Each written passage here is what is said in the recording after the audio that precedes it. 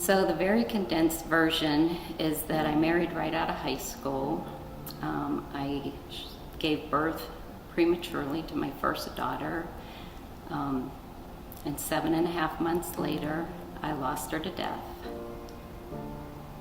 A few years later, I was blessed with a healthy baby boy, and a couple years after that, I gave birth to my second daughter, who was also born prematurely.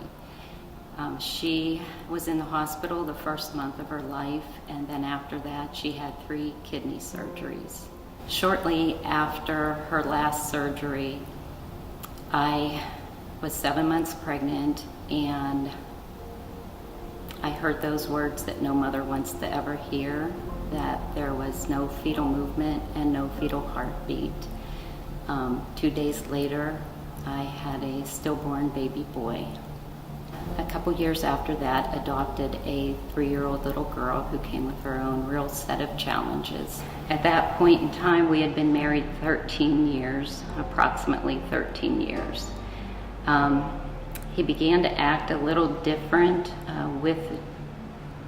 withdrawing from me, not coming home when he was supposed to, that type of thing. And I found out something that I never knew was even possible, and that was that he was involved in a life of crime that I knew absolutely nothing about. So I felt anything but courageous when I saw my husband on the nightly news multiple times, read stories of his crimes in the newspaper. No courage when I had to tell his parents that their son was in jail. No courage at all when I had to tell my own parents. No courage when I went to visit him in prison. And I felt absolutely no courage at all when I had to tell my children that their daddy wasn't coming home again. There aren't words for that. But one Sunday after church, in desperation, I reached out to an elder and his wife.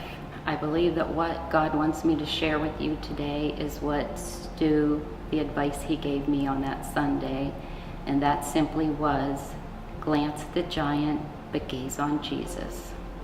Glancing at the giant is necessary, but gazing on Jesus, on his word, what he's seen me through, that makes all the difference.